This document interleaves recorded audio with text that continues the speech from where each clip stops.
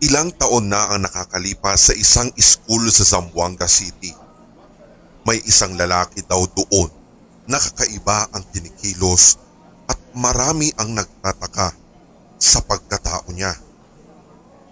At dahil kakaiba siya, kakaunti lamang ang lumalapit sa kanya. Halos lahat ay ilag maliban na lamang sa isang lalaki na itago natin sa pangalang Yong.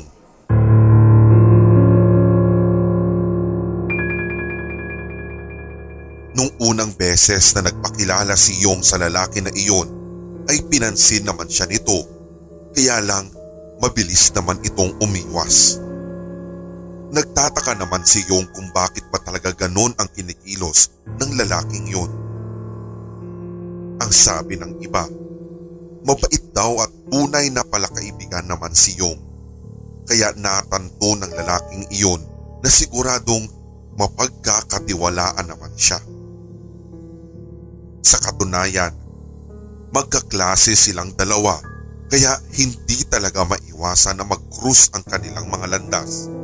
Dahil matalino at matulungin din si Yong, ay minsan tinutulungan niya sa quiz at assignment ang mga kaklase niya. At isa na nga doon, ang lalaking weirdo. Isang araw ay nagpakilala ang lalaking yun kay Yong. Ang sabi ng weirdong lalaki, Yong, alam mo ba ang bait mong tao? Salamat naman, Jean. Buti na lang na-appreciate mo ko. Jean ang pangalan ng weirdong lalaki. 3 letra, J-I-N lang. Makalipas ang ilang buwan, naging matalik na magkaibigan sina Yong at Jean. Isang araw, habang nakaupo sila sa isang pantalan ng Zamboanga, ay nabanggit ni Yong ang tungkol sa lugar kung saan nakatira si Jean. Alam mo, Jean, lapit-lapit lang ng Basilan sa Zamboanga pero hindi ko pa talaga napuntahan yung isla na yan.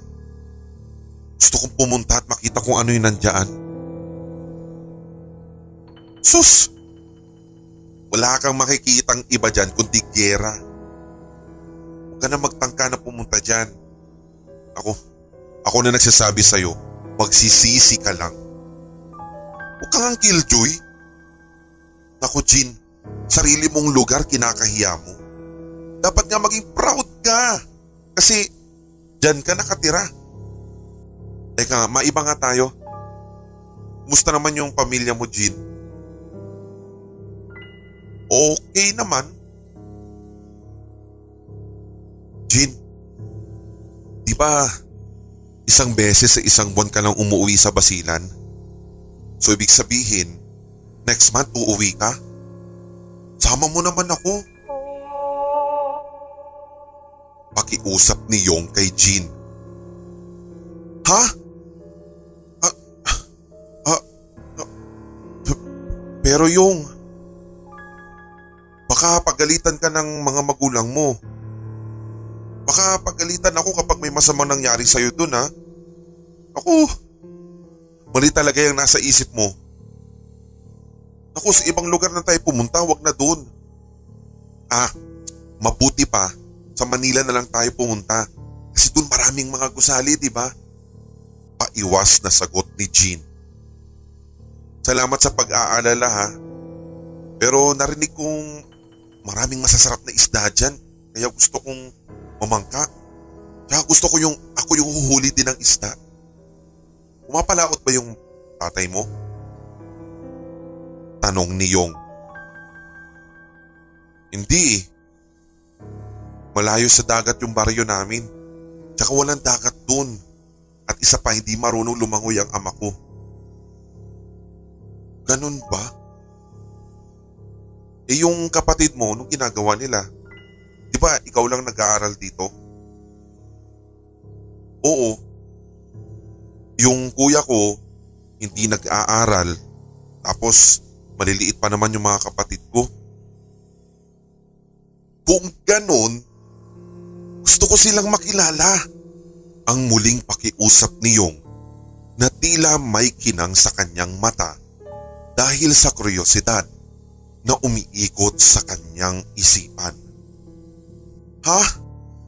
Naku, hindi talaga pwede. Tsaka mahirap lang kami kaya nakakahiya kung makita mo yung pamumuhay namin. Wag na talaga. Mariing sabi ni Jean. Dahil sa ikalawang beses na pagtanggi ni Jean ay napansin niyang parang nagtampo sa kanya si Yong. Tinanong pa niya ito kung nagagalit ba ito, ngunit wala siyang sagot na natanggap.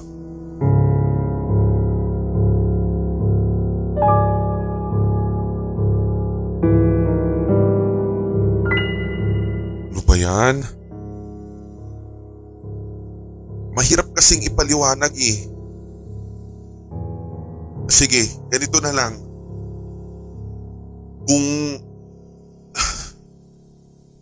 Kung yan ang ikakatuwa mo, sige na.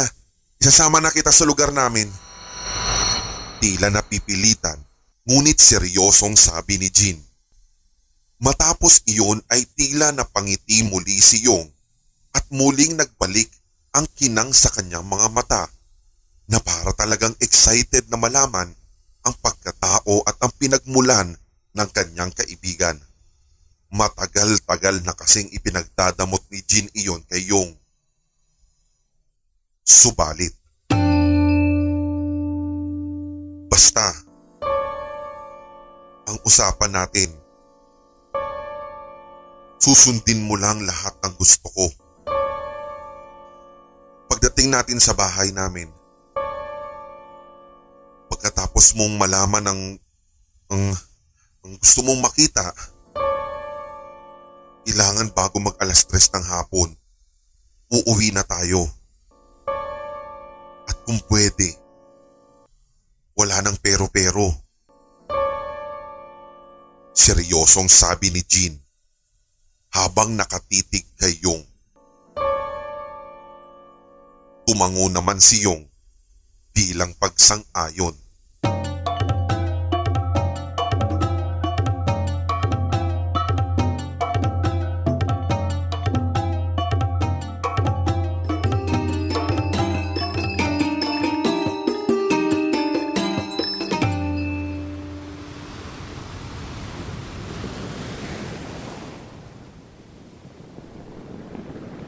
Alas 5 ng madaling araw.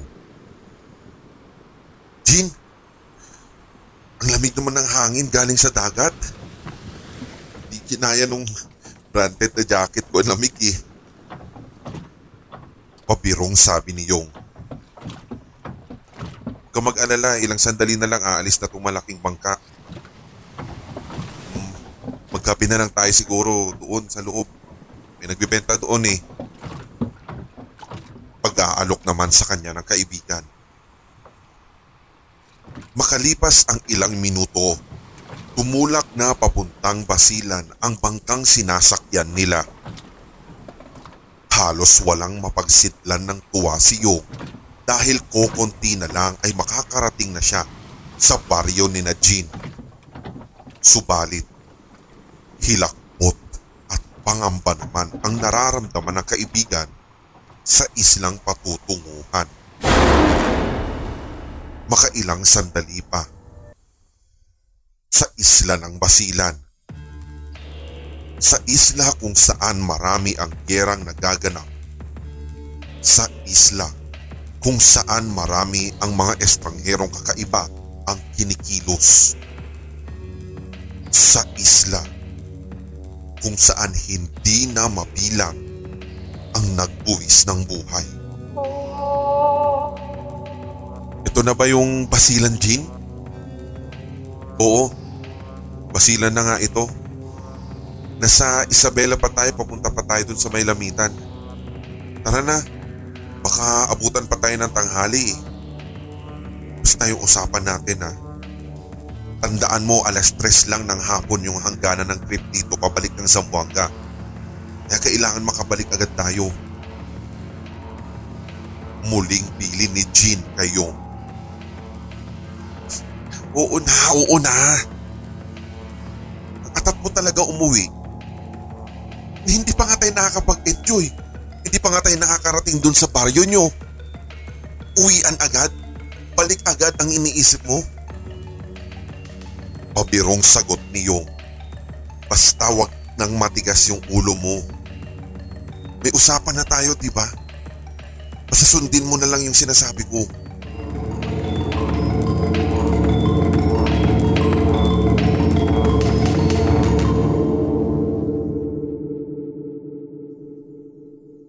Malayo pa lang sila ay nasilayan na ni Jean ang kanilang bahay. Nasa liblib ito ng gubat at merong halos 100 metro mula sa tornohan ng pedicab ay maaabot mo na ang kanilang bahay. Gubat nga ang baryo ni na Jean dahil sa panahon noon ay hindi pa talaga gaanong matao at ganap na sementado ang lugar. Napatingin naman ang driver kay Yong. Oto, bago ka ba dito? Tanong ng driver kay Yong. Iyon ang tawag ng mga tiga-basilan sa binata. At dahil may kaunting orientation na rin naman si Jean kay Yong, kung kaya't hindi na rin bago sa kanya ang natinig. Sumagot na lang si Jean. Opo, Manong. Bago po siya dito. Mga 2:00 babalik po kami sa Pantalan. Tsaka saglit lang po kami talaga sa bahay. Sasakay kami ulit sa inyo ha. Ganun ba, Oto? Sige. Nandun lang naman kami naghihintay sa tornohan. Mag-ingat ka na lamang. At baka makasagupa ka pa ng abo sayap dyan. Pagbibirong wika ng driver. Talaga bang may abo sayap dito, Jean? Pagtatanong ni Yong. Oo. Hindi talaga ligtas dito kaya kailangan natin umuwi agad. Mariing tugon ni Jean.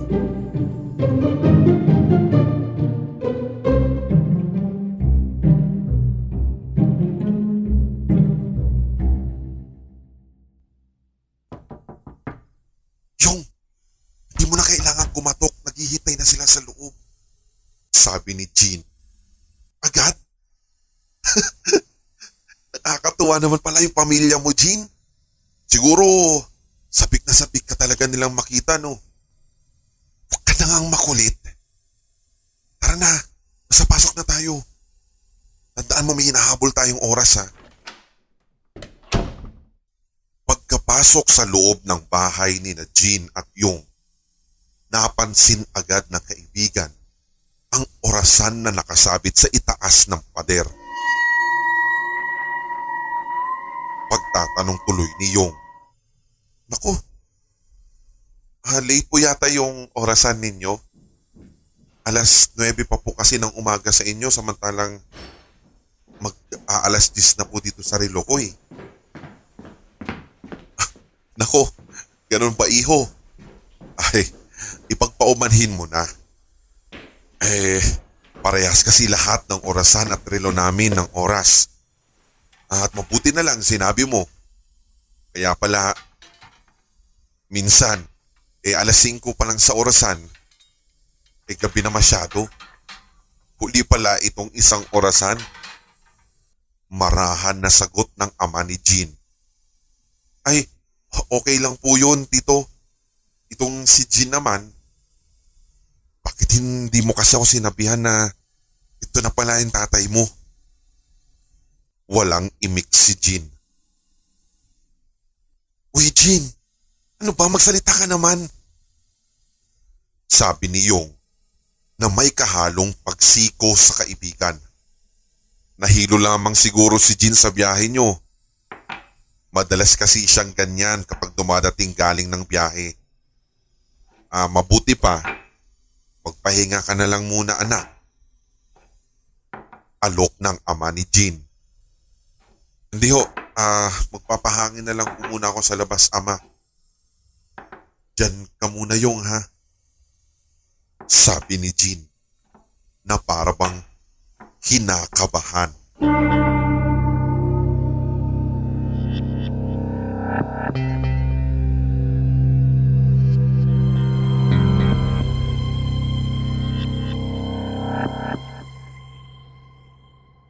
Talagang dito na po kayo nakatira? At saka wag po ninyo mamasamain ako, itatanong ko po, bakit dito nyo po mas pinili na manirahan? Ang balita ko po, sabi po nung mga tao sa labas kanina, marami daw po mga rebelding Abu Sayyaf na nagkukuta dito. Tsaka, masagana po ba ang karagatan talaga dito? Sunod-sunod na tanong ni Yong.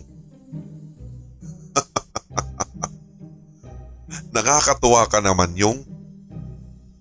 Sa dami mong tanong, mukhang gagabihin ata tayo. Bakit? Hindi ba sinasagot ni Jean ang mga tanong mo tungkol dito sa lugar namin? Hindi po kasi dito Napakatahimik po kasi talaga ni Jean sa klase. At kahit na matalik na magkaibigan na kami, parang marami pa po siyang tinatago sa akin. Tsaka talagang medyo mahiyain po siya. Pagmamalaki pang sabi ni Yong.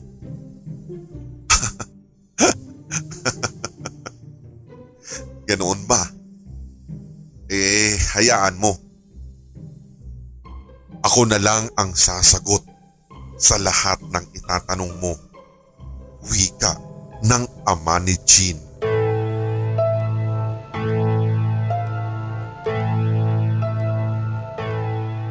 Dinig na dinig pa rin ni Jean ang huntahan ng kanyang ama at ng matalik na kaibigan kahit na nasa likuran na siya ng kanilang bahay. Dahil nga, sinabi niyang magpapahangin lamang siya, kaya dun siya pumesto.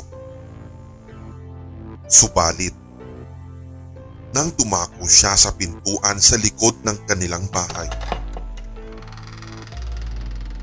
nakita niya ang kanyang ina. Ina, ano po yung hinahanda ninyo? Bakit? Hindi mo naman kasi sinabi na may dadalhin ka palang panauhin. At saka isa pa, bakit nilihim mo pa talaga sa amin na bibisita ka ngayon ng biglaan? Tuloy, ang kuya mo ngayon, hindi niya masisilayan ng panauhin mo. Marahan na sabi ng kanyang ina. Ay, hindi po.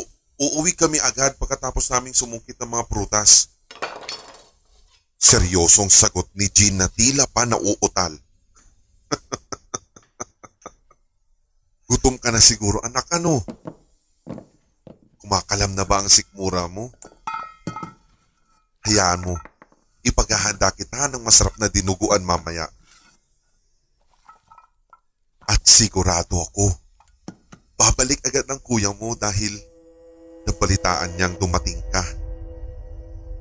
Alam mo bang, ilang buwan na rin hindi nakakahuli ng preskong karne ang kuya mo?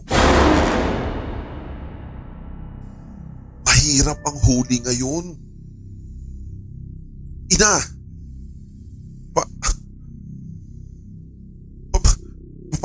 Pakiusap. Ina! Pakiusap naman, wag po si Yong. Matalik na kaibigan ko siya. Siya lang ang nagturing sa akin bilang tunay na kaibigan. Kung mawawala siya, hindi ko na alam ang gagawin ko. Marami ako natutunan sa kanya. Kaya ina, pakiusap. Sabihin mo kay ama na wag si Yong. Sige naman na. Ina! pakiusap ni Jean habang unti-unting tumutulo ang kanyang luha. Nahihibang ka na ba? Yan ba ang natutunan mo sa paaralan mo? Pinaaral ka namin doon dahil gusto namin makatapos ka. At hindi lang yun. Siyempre, pinapunta ka namin sa lugar na iyon para may madala kang makakain natin dito.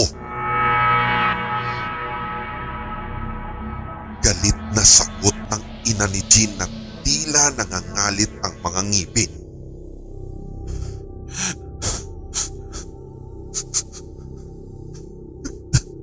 Nagdala na ako dito dati, diba? Hindi pa ba sapat yun? Ina, magdadala na lang po ako ng iba. Pakiusap ko lang, ina, huwag lang si Yong. Pakiusap. Huwag naman yung matalik kong kaibigan. Huwag naman si Yong. Ina, nakikiusap ako. Mahinang pakiusap ni Jean habang umiiyak na. Oo nga, nagdadala ka. Yung huli mong dala na presko dito, mga 5 buwan na ang nakakalipas. Pagkatapos nun, mga nakatadtad na karne na ang dinala mo. Ganun na nga yun, hindi pa talaga presko. Hindi namin alam kung nagdadamot ka o sadyang matakaw ka lang. Baka sarili.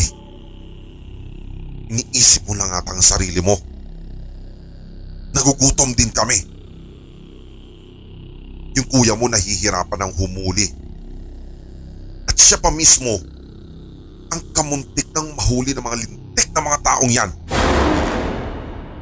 Ngayon, kahit ano pang sabihin mo, wala ka nang magagawa. Wala ka nang magagawa. Ikaw na mismo ang nagdala ng mahal mong kaibigan dito. Kaya magpasensyahan na lang tayo. Ang ulol na mismo ang kumagat sa bitag kahit alam niyang walang pain. Galit na galit at nanlilisik na mga mata ang iginanti sa pakiusap ni Jean.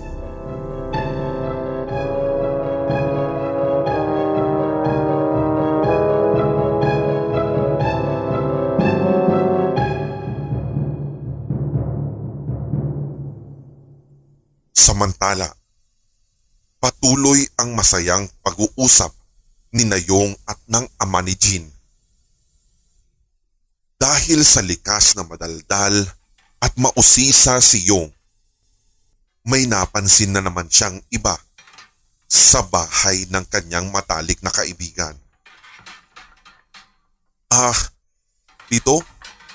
Ano po yung ibig sabihin ng mga paglalagay nyo ng butas dyan sa bubong ninyo?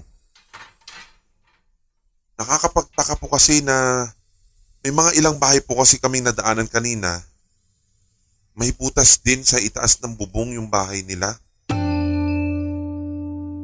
Mukhang namimihasa ka na sa kakatanong mo, bata. Biglang sagot ng ama ni Yong na parang naiirita na. Sorry po kung sumobra na po ako. Ang mahinahon at tila nahihiyang sagot ni Yong. Biro lang, iho. Tunay ngang matalino ka dahil ang dami mong tanong. Mabuti pa ay manungkit na kayo ng prutas doon ni Jean. Jean! Jean! Anak! Samahan mo naman tong kaibigan mo. Biglang bawi sa tanong ni Yong habang tinatawag ang anak. Lumapit naman si Jean at tila naghihigpi pa nang lumapit sa kaibigan. Hindi na lang siya nagpahalata na kagagaling niya sa pag-iyak matapos ang usapan nila ng kanyang ina sa likod ng bahay. Agad niyang pagbawi. Tara. Yung manungkit na tayo ng mga manungkit na lang tayo ng mga prutas. Tinungo ng dalawang magkaibigan ang mayabong na mga puno na nasa likuran ng kanilang bahay.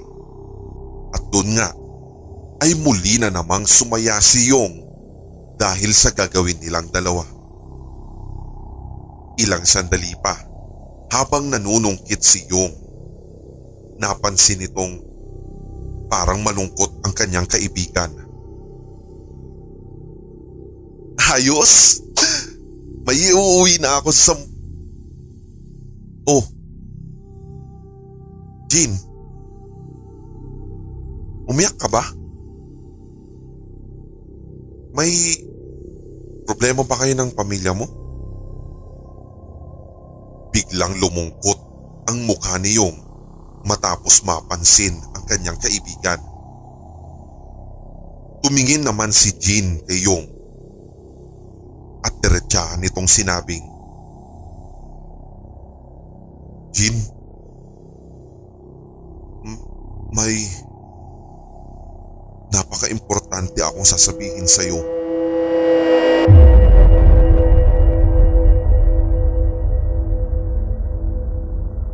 Oh, ano ang sasabihin mo kay Yong, Jean? Biglang tanong ng ina nito. Hindi umimik si Jean dahil nabigla ito nang naandun na sa kanilang likuran ang kanyang ina. Ay! Nakakatakot naman po kayo, tita. Biglang sumusulpot. Akala ko po tuloy mga rebelde na. Nagdadrama po kasi itong si Jean. Baka meron po kayong hindi na pag-uunawaan? Wala naman, iho. Sadyang malikot lang ang utak ng anak kong si Jean. Di ba, Jean? Pag-aalok ng ina ni Jean. Mabuti pa magmerienda na lang kayo. Mahinanda ako doon. Tara.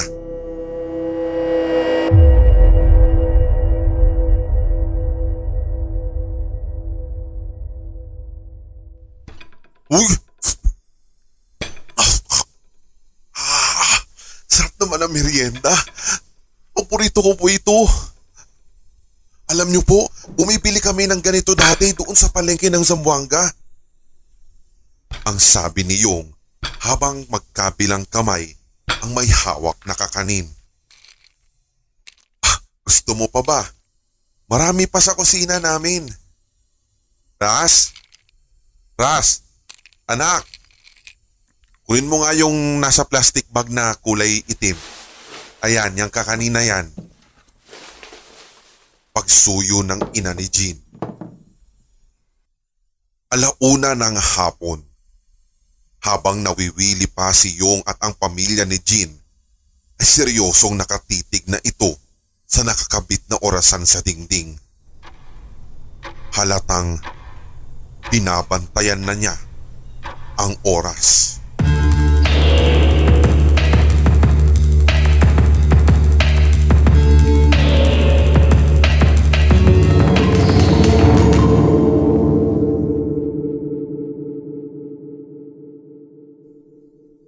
Nung makita ni Jean na halos nag-e-enjoy pa talaga si Yong sa kakakwento na may kasamang pagkumpas pa ng mga kamay at meron pang ang sound effects, ay agad na sinabi ni Jean sa kanya, Yong, alauna na.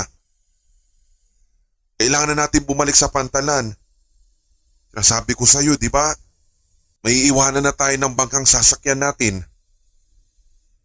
3:00 ang usapan natin, di ba? Tsaka may klase pa tayo bukas. Kailangan maaga na doon na tayo sa eskwelahan. Napatigil sa tawanan ang lahat ng nasa loob ng bahay. Napansin din ni Jean na tila tumalim ang titig sa kanya ng sariling ina. Pinutol naman ng kanyang ama ang katahimikan sa pagsabing, "Oh, ang aga-aga pa, pinapaalalahanan mo na agad itong kaibigan mo na umalis." "Oo nga, Jean, aalis na tayo agad." Masaya pa nga kami nagkikwentuhan ng pamilya mo." "Mamaya na lang." "Ha? Pwede? 3:00 pa naman ang larga ng bangka, diba?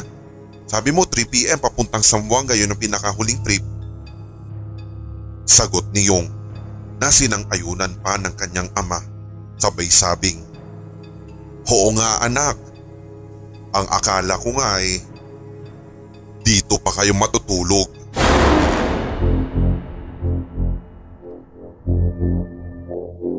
Dahil sa talim ng titig ng ina ni Jean sa kanya, ay tumango na lang ito at parang umurong ang tila. Ilang minuto pa ang nagdaan.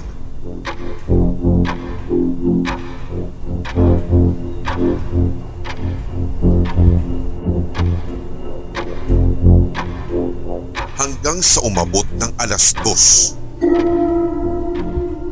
Kaya nga napaka-terror talaga ng professor namin na yun. Hindi ko talaga makakalimutan yung ginawa namin ni Tito tsaka tita. Mag-2:00 na po pala. Kailangan na po naming bumalik sa pantalan bago kami maiwanan ng bangka. Agad na pamamaalam ni Yong sa magulang ni Jean. Hindi na rin ito tinapos ang panghuling kwento niya. "Ay, talaga bang uuwi na kayo? Sigurado ba kayong hindi na kayo maghahapunan dito? Baka gusto mo Yong na magpahinga ka muna dito kahit isang gabi lang?" Nag-aalinlangan pa na alok ng ina ni Jean. Sagot naman ni Yong pagkatapos tignan ang kaibigan. Gustuhin ko man po pero may klase pa po kasi bukas eh. Pasensya na po." Ganun ba?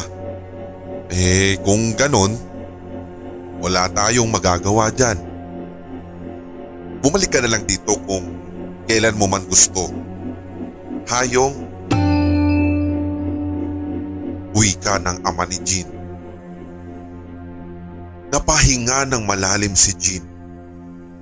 Pakiramdam niya'y natanggalan siya ng tinik sa leeg nang marinig mula sa kanyang mga magulang ang tila paghintulot sa kanilang humayo bago mag-3:00.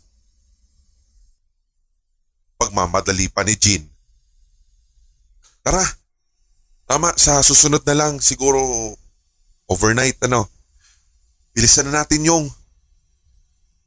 Sabi ni Jean na sinang-ayunan naman ng kanyang kaibigan.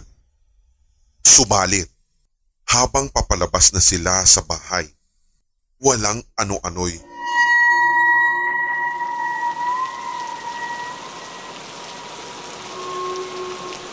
bumuhos ang malakas na ulan. Dahil sa saya ng kanilang kwentuhan kanina ay wala halos nakapansin na nagdilim na rin pala ang kalangitan. Kung sa bagay, napapaliputan kasi sila ng napakalagong mga punong kahoy kung kaya't hindi mo talaga mapapansin ang kaulapan. Pag-aalala tuloy ni Yong, Naku, paano yan? Umulan pa ng malakas. Hindi naman natin pwedeng suungin ito dahil mababasa yung gamit natin. Tsaka mag-2:30 na rin oh. Ilang minuto na lang mahuhuli na tayo sa bangka. Ayoko rin naman magkasakit. Tara na. Hindi na baling mabasa basta hindi lang tayo mapahamak. Tara na, bilisan na natin, baka maiwan pa tayo ng bangka. Sabi ni Jean. Ha? Mapahamak? Teka, saan? Saan tayo mapapahamak? Tanong ni Yong. Sa school. Baka mapahamak yung grado natin kapag hindi tayo nakauwi ng Zamboanga. May pasok pa tayo bukas. Palusot naman ni Jean. Agad sumingit ang kanyang ina at sinabing, alam nyo, kung ako sa inyo, hindi ko na pipilitin na umalis. Dito na lang kaya kayong magpahinga. Bukas na lang kayong umuwi ng maaga. Tutal may bangka naman sa madaling araw eh. Tiningnan lamang ni Jean ang kanyang ina habang nagsasalita. Ngunit agad naman nitong pinaling ang kanyang tingin sa kaibigan. Jean, tara na. Suungin na lang natin tong ulan. 100 metro lang naman yung layo nito sa tornahan ng mga pedicab eh. Seryosong sagot ni Jean kay Yong. Anak, wag na. Sigurado akong malakas din ang alon ngayon, kaya delikado. Kaya dito na lang kayo magpahinga. Sabi naman ng ama ni Jean. Sige na Jean, mukhang tama yung mga magulang mo. Baka kasi doon tayo sa mismong dagat mapahamak eh. Kasi kung malilate man tayo bukas, at least first period lang. Dito na tayo magpalipas ng gabi. Total, nag-i-enjoy naman ako dito eh. Sabi ni Yong. Pero Yong, di mo kasi naiintindihan. Tara na, umalis na tayo. Jean, iho. Halika nga dito at mag-usap tayo. Napatingin lang si Jean sa kanyang ina. Napatunga nga ito at tila pakiramdam niya'y wala na talaga siyang magagawa sa mga planong gagawin nila sa kanyang matalik na kaibigan.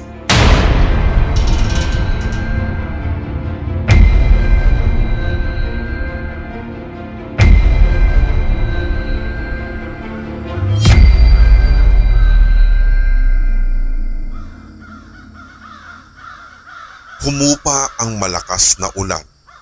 Mag-aalas 11 na ng gabi. Sa biglang pagtahimik ng buong kapaligiran, walang ibang maririnig kundi ang mga tunog ng insekto na tila malapit lang sa bahay. 11:30 ng gabi. Biglang nagulat at nagising si Yong nang may biglang yumugyog sa kanya. Ay! Diyos ko! Kinilabutan naman ako sa'yo, Jean. Bayan! Bakit mo ba ako ginising? Sarap na ng tulog ko eh. Sambat ni Yong. Shh! Huwag kang maingay. Baka marinig nila tayo.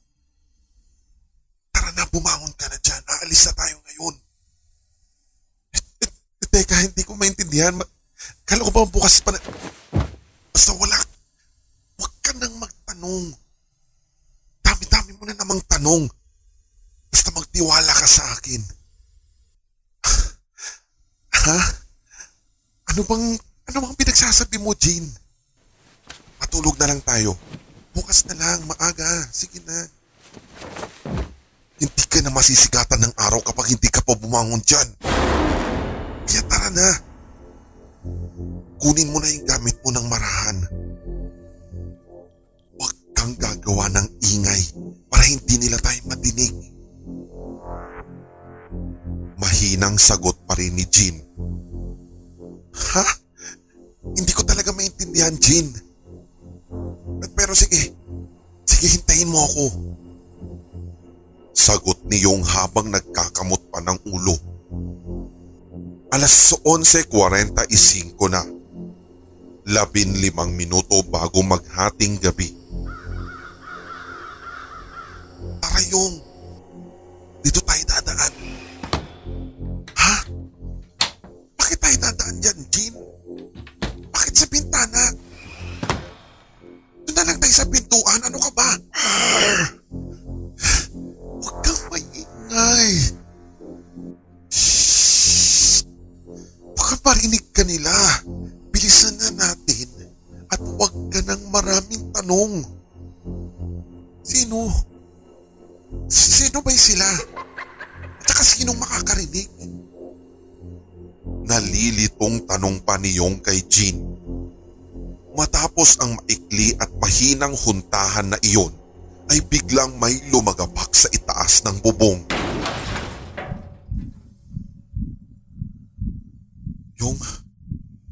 Yung bilis! Andyan na sila! Biglang pagsigaw ni Jean kay Yong. Agad na palukso ang dalawa sa bintana nang marinig ang ingay na galing sa bubong. Yung takbo! Bilis! Bilisan mo! Takot at saka nagmadali si Jean sa pagtakbo. Kahit madilim ay pinilit ng dalawa na tunguhin ang daan papalayo sa kanilang bahay.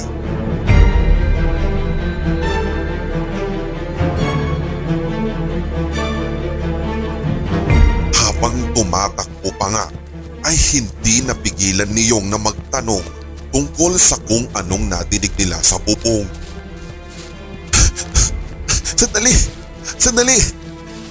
Ano ba yung lumagapak kanina sa bubong? Ano?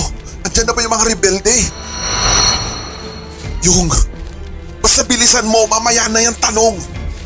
Kailangan muna natin makalayo dito, bilisan mo na lang.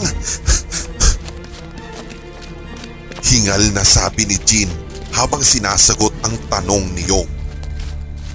Habang tumatakbo patungo sa may posteng patay sindi ang ilaw, napansin ni Yong ang taong tila nakatayo lang doon.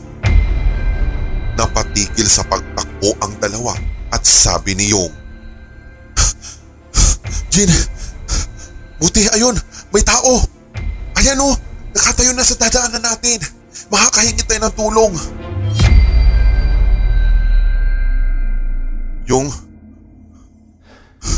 Yung, hindi tao yan.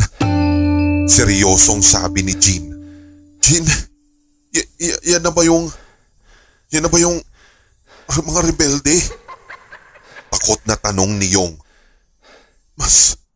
Mas mabuti nga sana kung mga Abu Sayyaf nga yan. Ang sagot naman ni Jean na tila pinapakalma pa ang sarili. Biglang namatay ang ilaw at kumalat na naman ang dilim sa buong paligid.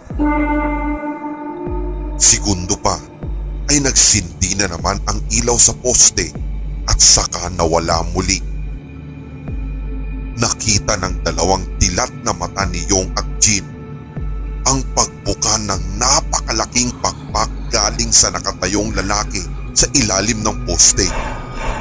Nakita nilang dumilat ang malalaking mapupulang mata nito at tumingin pa sa kanila habang tinutuluan pa ng tila malapot na likido na galing sa bibig nito.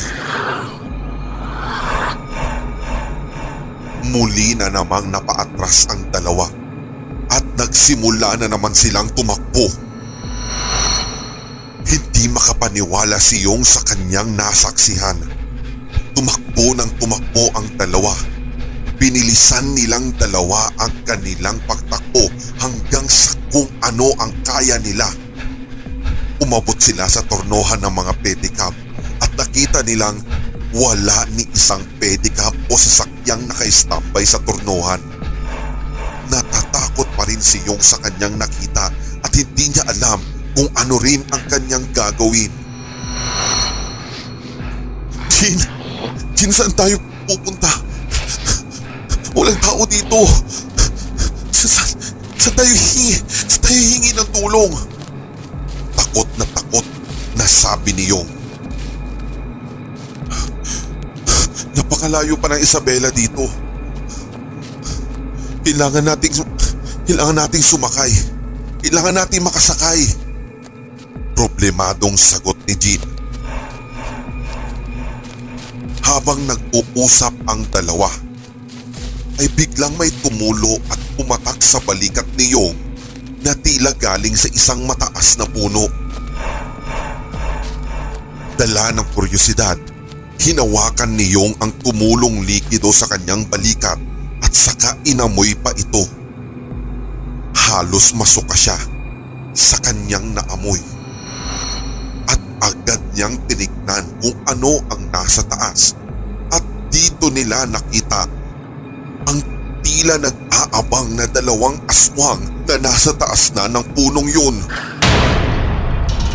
Napasigaw ng malakas si Yong. At pagkatapos ay sumigaw si Jean ng, "Yong! Tumakbo ka na!" Tumakbo ng napakabilis si Yong mula sa kanilang kinatatayuan kanina. Naiwan naman si Jean na nakatayo doon.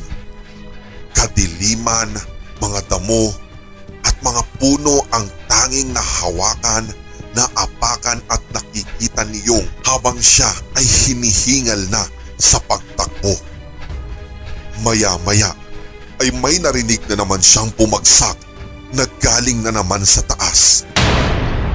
Tumahimik lang si Yong at nagtago pa sa makakapal na damo. Habang nandoon ay ang lakas ng kabog ng puso niya ang tangi niyang naririnig. Pinipigilan niya ang kanyang hingal kahit na nais na nitong kumawala sa kanyang bibig. Takot na takot siya at hindi niya alam ang kanyang gagawin. Alam niyang siya ang hinahanap ng aswang na nakasunod sa kanya. Tinakpan na lang niya ang kanyang bibig at saka pumikit. Nang biglang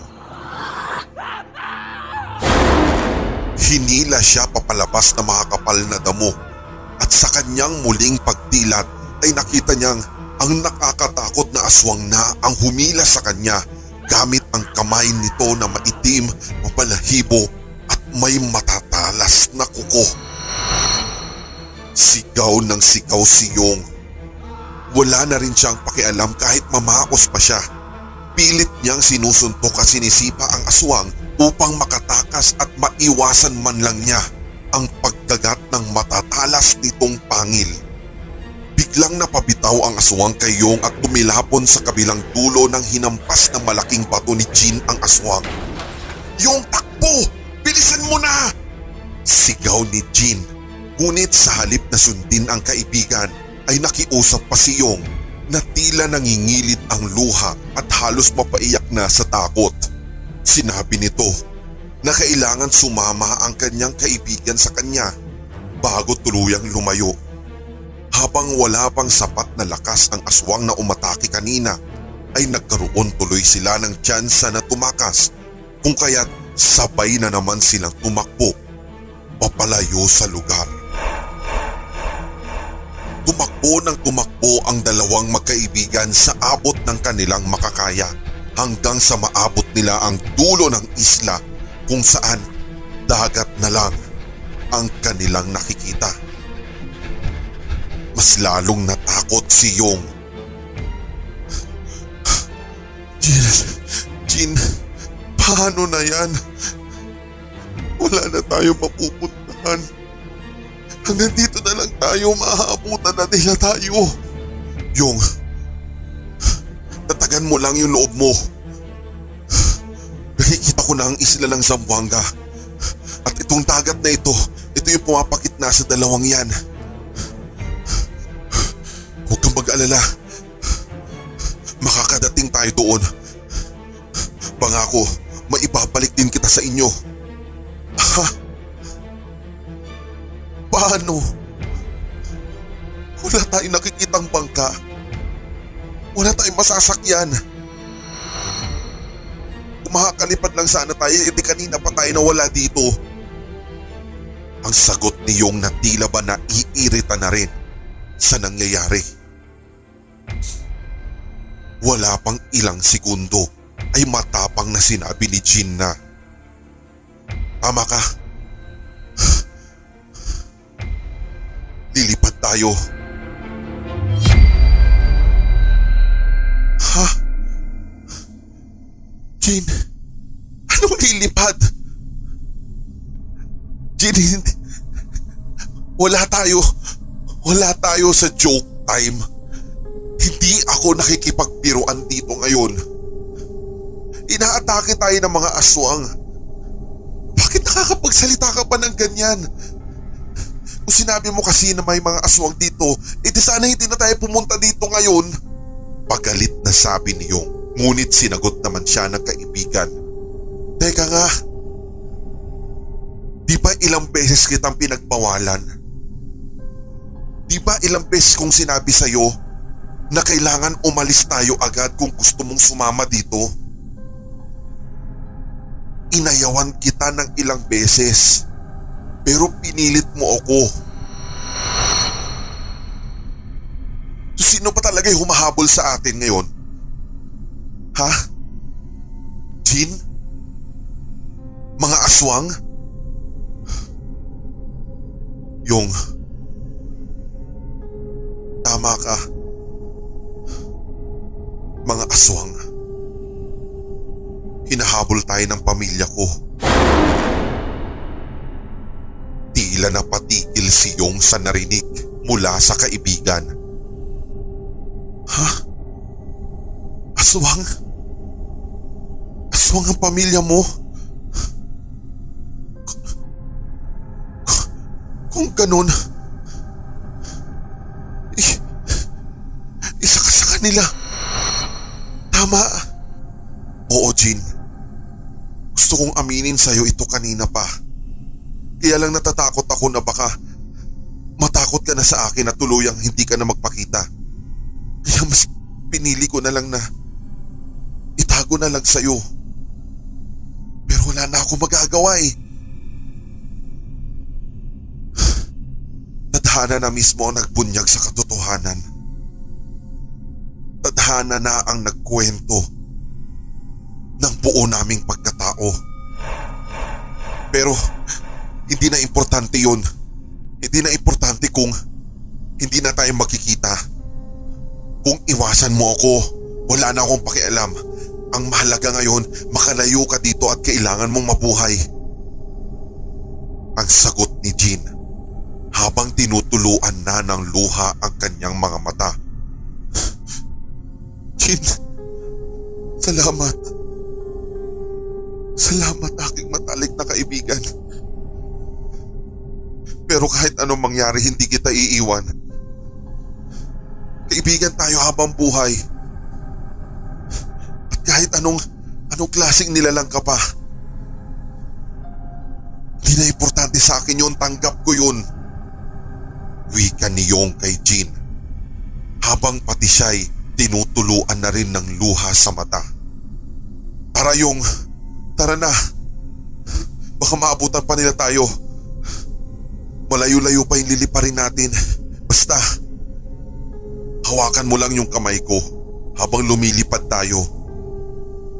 Wag kang bibitaw. Matapos sabihin iyon ay tango lamang ang iginanti ni Yong. Dito niya nasaksihan kung paano magbagong anyo si Jean, na katulad din ng mga nakita niya kaninang mga aswang na humila at naghabol sa kanila. Nakakahilakot talaga at sadyang nakakapanindig ng balahibo. Itinago na lang ni Yong at nilabanan ang takot. Hindi na lang niya iniisip kung ano pa ang kanyang kaibigan, dahil naniniwala naman siya kay Jean na hindi siya kasing sama ng kanyang pamilya. Ilang segundo makaraang magbago ng anyo si Jean ay seryoso niyang pinaalalahanan ng kaibigan. Yong, bago tayo lumipad, inuulit ko, dapat sa kamay ko lang ikaw humawak. Wag mong hahawakan ang pakpak ko dahil babagsak tayo pag ginawa mo yon. Sige Jean, susundin ko. Ang sagot ni Yong kahit pinaninindigan pa siya ng balahibo dahil maging ang boses ng kanyang matalik na kaibigan ay nag-iba. Maya-maya pa, dumating na ang mga aswang na naghahanap sa kanila. Lumipad agad si Jean habang nakahawak naman si Yong sa kanyang kamay at tinungo nila ang isla ng Zamboanga. Sa ere ay naghabulan pa ang kapwa aswang. Nag-aalinlangan naman si Yong dahil baka maabutan sila o di kaya'y mahulog na lang silang dalawa sa malalim na dagat. Ilang oras pa, nasilayan na ni Jean at Yong ang medyo papalapit na isla ng Zamboanga. Magkagayon man ay agad nakaramdam ng pagod ang aswang na si Jean at maging si Yong ay nangangalay na. Tumagdag pa sa ngalay niyang braso at kamay ang sakit ng kanyang buong katawan gawa ng panghihila sa kanya ng aswang kanina. Kung kaya't inamin niya ito sa kaibigan. Jean, hindi ko na kaya. Pagod na ako. Malapit na tayo. Basta kumapit ka lang ng mabuti. Jean, hindi ko na talaga kaya. Sobrang pagod at dahil hindi na rin makayanan ang pagkakapit ni Yong, aksidente niya tuloy na hawakan ang pakpak ni Jean at nawalan silang dalawa ng balanse. Tila ba, nakalimutan din ni Yong ang paalala kanina sa kanya ng kaibigan hanggang sa galing sa itaas na himpapawid ay bumagsak silang dalawa sa karagatan. Nang sandaling lumagapak silang dalawa sa dagat ay hindi tumigil ang pagsisigaw ni Jean dahil sa nararamdaman. Dito niya inamin na hindi siya marunong lumangoy at bukod pa doon ay ang mas nakakatakot na katotohanan. Ang mga ganong uri pala nilang aswang ay malalapnos sa dagat. Habang nagsisisigaw si Jean, dahil sa ubod na sakit na nararamdaman ay tila nataranta pa si Yong dahil sa nakikitang kalagayan ng aswang na kaibigan. Dinig na dinig ang malahalimaw na sigaw ni Jean dahil unti-unti nang nalalapnos ang kanyang katawan. Jean, hindi. Kasalanan ko ito.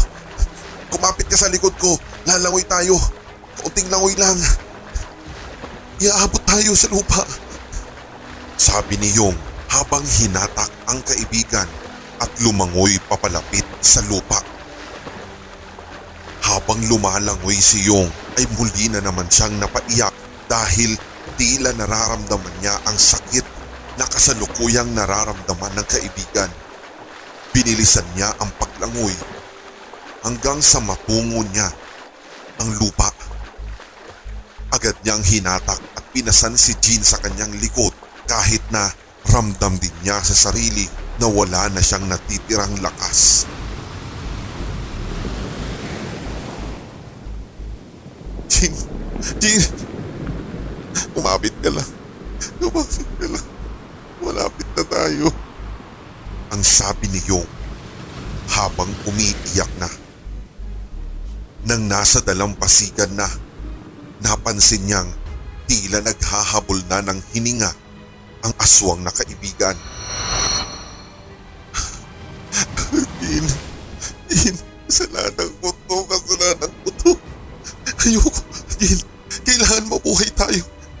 Kailangan mabuhay ka, Jean. Jean. Pahigping sabi ni Yong habang niyayakap pa ang kaibigan.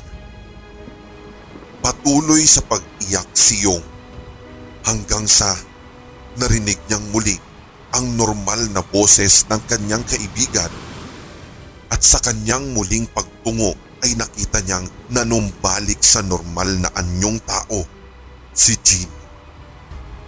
Ngunit, Yong,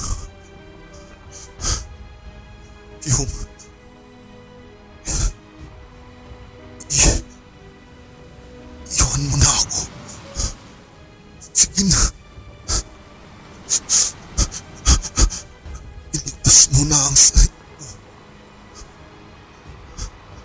Lumayo ka na.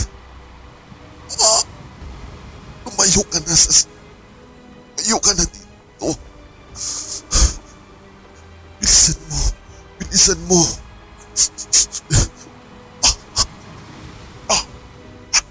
Baka maabutan ka pa ng pamilya ko. Sige na. Sige.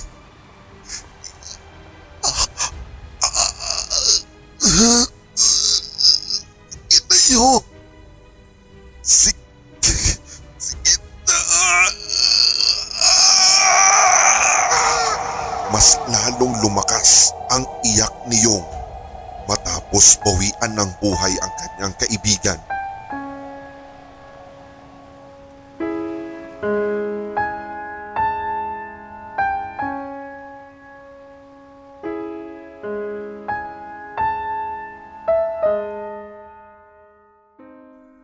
Bago niya tuluyang lisanin ang katawan ng kanyang kaibigan, winika niyang,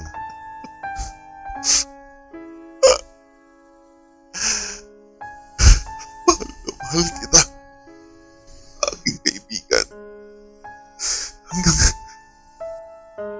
sa muli nating pagkikita. Nag-aalangan man ng mga sandaling iyon na iwan ang matalik na kaibigan, ay wala siyang nagawa kundi magpaalam dito.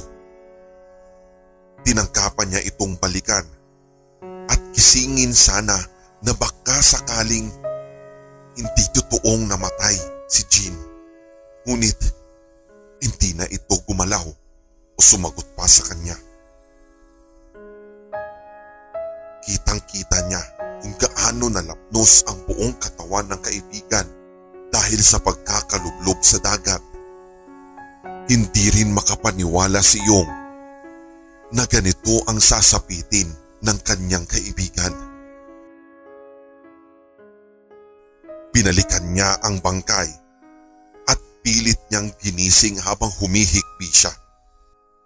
Makailang segundo pa matapos niyang gawin yun, ay narinig niya sa hindi kalayuan ang nangangalit na tinig ng mga aswang, maging ang lakas ng pagpapagaspas ng kanilang malalaki at malapaniking pakpak.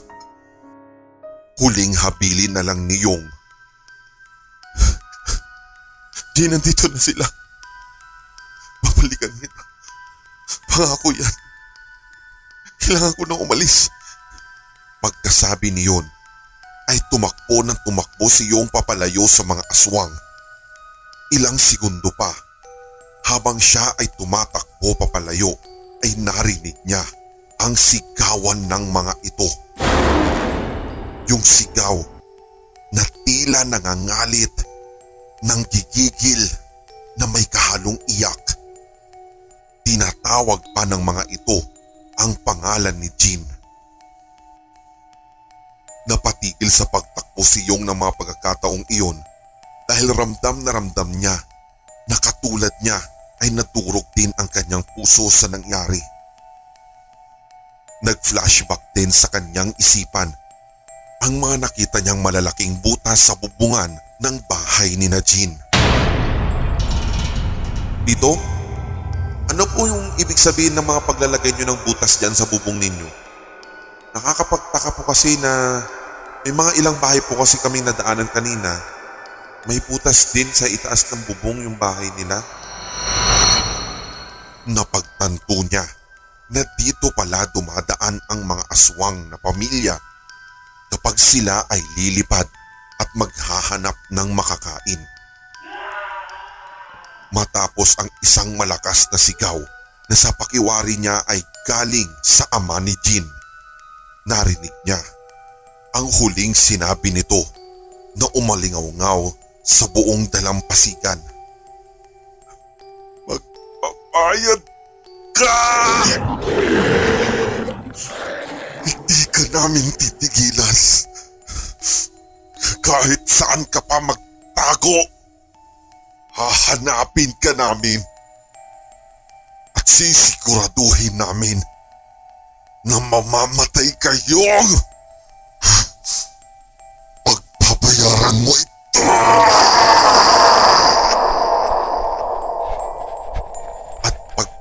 nun ay nagpatuloy sa pagtakbo si Yong papalayo sa nangangalit na pamilya ng aswang.